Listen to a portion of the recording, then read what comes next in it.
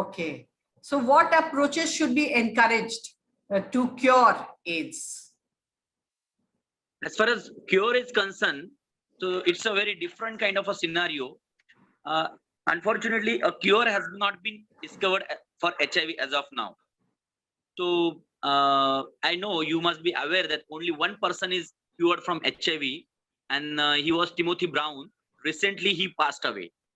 Okay. And he has been a patient with a stem cell transplant, which he has a acute leukemia, which means you can say blood cancer. For that, he has been undergone for a you can say bone marrow transplant from a naturally resistant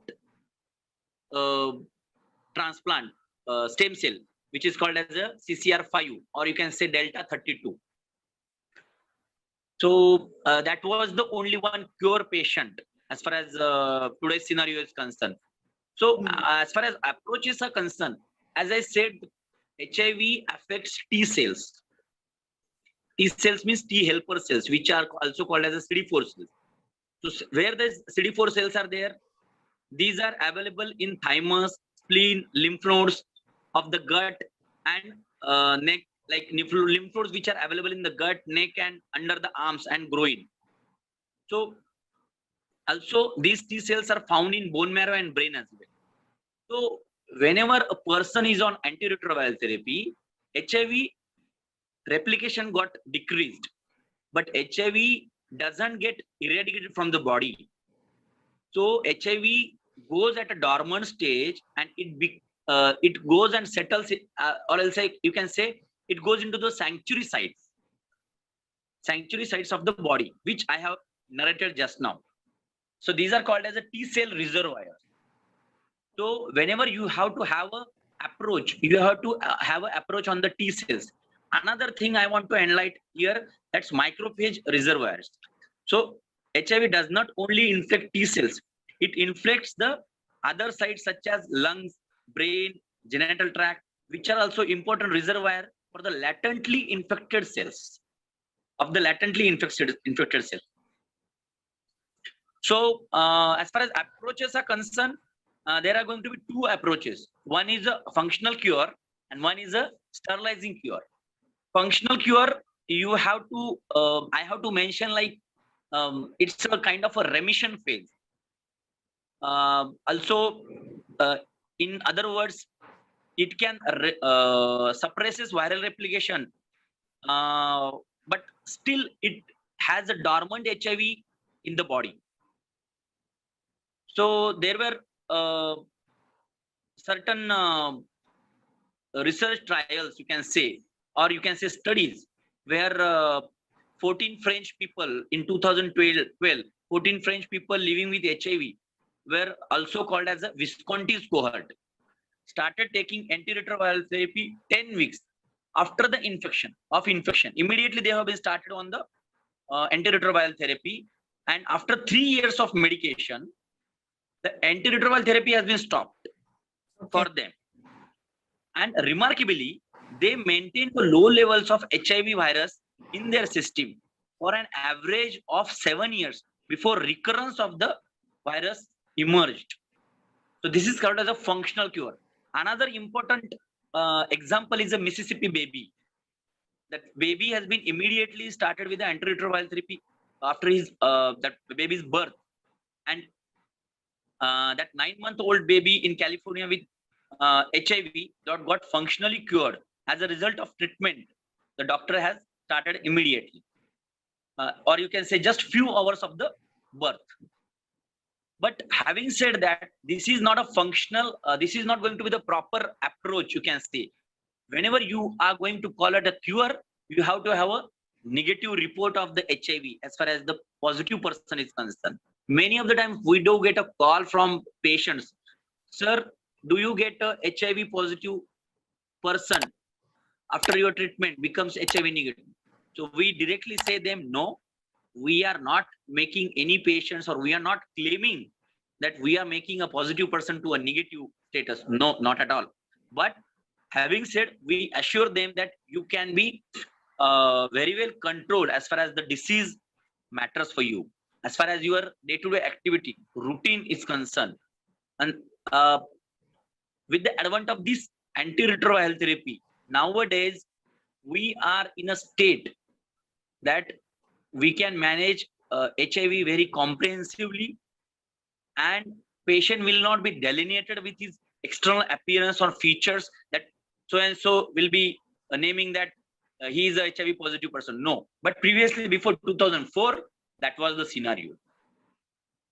So I would recommend to go ahead with the sterilizing cure research. So, but practically speaking, sterilizing cure, as I said, the Berlin patient, which he has underwent with a stem cell transplant, which is a CCR5 entry mutation on the CCR5. So I don't think anyone would want to go through what he went through to get the HIV cure, but he has inspired the field. Basically, that patient has inspired the field, and that gives a few array of research, or you can say field of research for the as far as the cure is concerned. So there are going to be some kind of approaches which is called as shock and kill. So in that, research is underway to determine the extent to which viral reservoirs can be emptied by combining antiretroviral therapy, with which the drug, with the help of drug, the HIV can be flushed off from the body. And the idea to force the dormant infected cells to become active so that the body's own response system or antiretroviral therapy can destroy the remnant of the virus. So that is called as a shock and kill. Okay. And the another approach is going to be the block and lock. You can say animal research reveals that an agent which is called as a HIV protein, that is HIV has a protein which is called as a TAT, that once that get triggered with the process of transcription, that sets off the production of new viruses. Means whenever you block the TAT protein, or you can say transcription method has been transcription step has been blocked, then you can lock that virus, or you can suppress the TAT protein, and latently infected cell will not produce new viruses, and the HIV reservoirs cannot be replenished, you can say.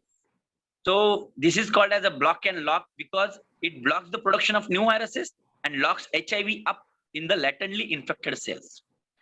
And then another approach is a stem cell transplants, as we have discussed as far as the Timothy Brown case is concerned. But that is not a practical way in today's scenario, because Delta 32, that naturally resistant HIV stem cell, we get that kind of a cell, say for example 1 in 1 lakh population. So that is not going to be the practical approach. How we are going to search for that particular stem cells, which is having a natural resistance to the HIV virus, or you can say CCR5 mutation or Delta 32 virus. So, so it is suggested that stem cell transplants might not work as an isolated approach. So we have to have a combined approach, combination of the transplants and other cure strategies together. So that might get we might be heading to the cure. Another important thing is that gene editing. So approach to gene therapy for HIV focus on modification of the cells that has targeted by HIV to render the resistance to HIV. So this is a very relatively new field opportunity for the HIV cure with an array of tools. So there are going to be a different kind of methodologies. So it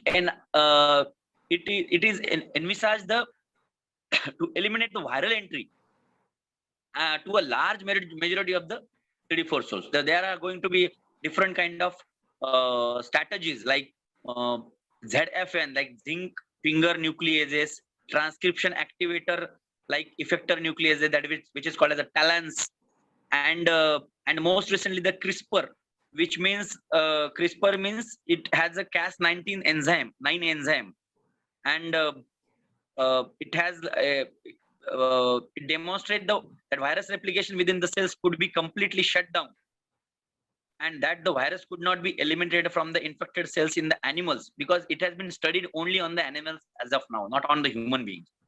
So these are going to be the approaches as far as gene editing is concerned. That is going to be a new approach, and another approach is going to be the immune modulation. So I don't know much about the immune modulation, but that is also a very new kind of a array of research. With that, like antibodies which act against the sites of the viruses, which change least, like so-called conserved regions, are likely to be more effective in the immune modulation. So immune modulators are frequent kind of like a new kind of a approach, you can say, as far as the HIV cure is concerned.